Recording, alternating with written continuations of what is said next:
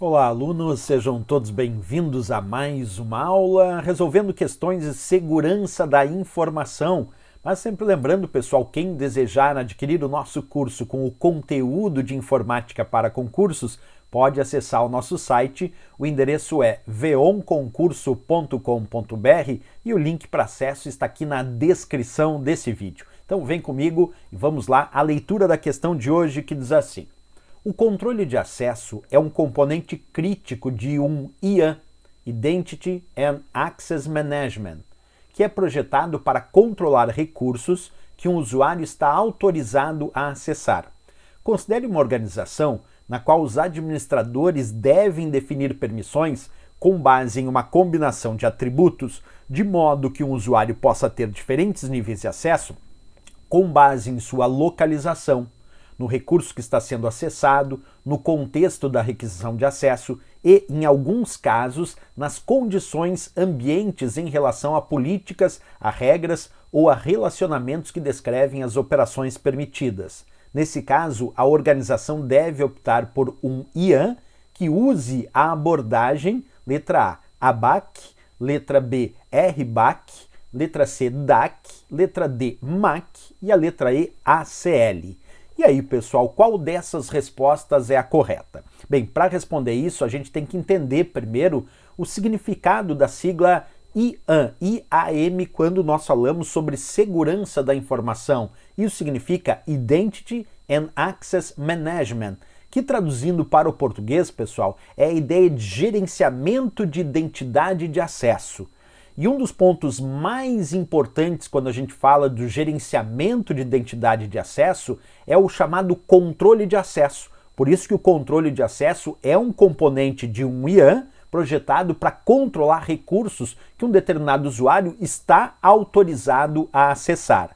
E é a partir daí que a gente começa a entender as diferentes abordagens para controle de acesso em um IAM, como o caso do ABAC, que é uma abordagem de controle de acesso que permite às organizações controlar o acesso a recursos com base em atributos de usuários, recursos e contextos. Observa, os atributos são usados justamente para definir políticas de acesso. E essas políticas de acesso podem especificar quais usuários, recursos e contextos são permitidos ou negados acessos a um determinado recurso. Então vamos separar aqui, dentro dessa abordagem ABAC, os atributos de usuário, que podem incluir informações como, por exemplo, nome do usuário, departamento, cargo e função, os atributos de recursos, que podem incluir informações como localização, sensibilidade e tipo de dados, e os atributos de contexto, que podem incluir informações como hora do dia, a localização do usuário, o dispositivo utilizado, tudo isso dentro dessa abordagem ABAC, certo? Temos também a abordagem RBAC,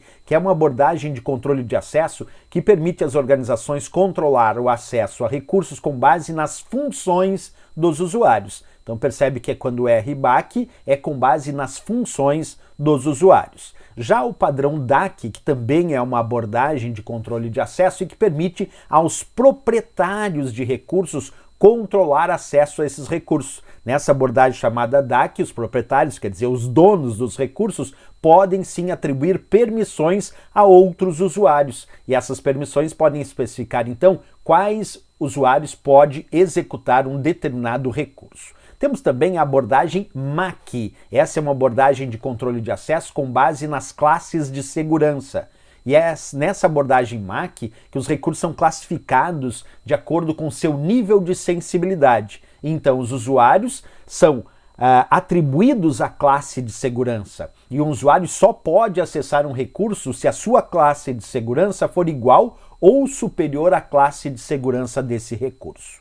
Temos também, pessoal, a chamada abordagem ACL, que basicamente aí tem esse nome porque vem de um controle de acesso por lista. É uma abordagem de controle de acesso também que permite às organizações controlarem acesso aos recursos com base em permissões dos usuários, é claro. Mas nessa abordagem ACL, cada recurso é associado a uma lista de permissões. Por isso a ACL, que é uma lista de controle de acesso. Essas permissões especificam, por exemplo, quais ações um usuário pode executar em um recurso. Um exemplo bom é quando nós temos um arquivo que pode ter diferentes permissões, como permissões de leitura, de escrita e de execução.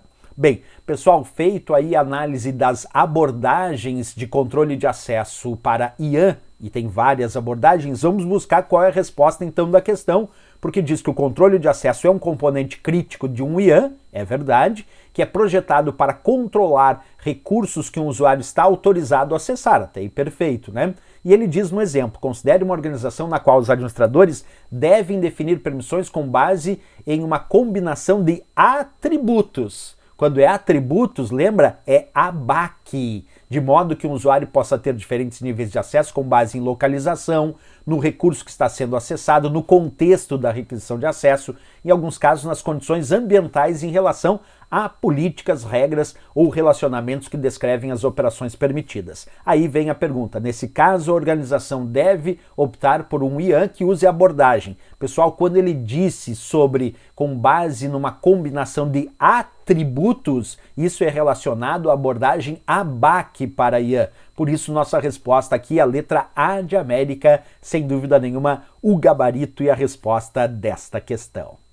Valeu, pessoal, mais uma questão resolvida, e se gostou do nosso vídeo, não esquece, marca um gostei e se inscreve aqui no nosso canal. Desejando adquirir o nosso curso com o conteúdo de informática para concursos, pode acessar o nosso site, o endereço é veonconcurso.com.br e o link para acesso está aqui na descrição desse vídeo. Valeu, pessoal, grande abraço, até a próxima aula e bons estudos!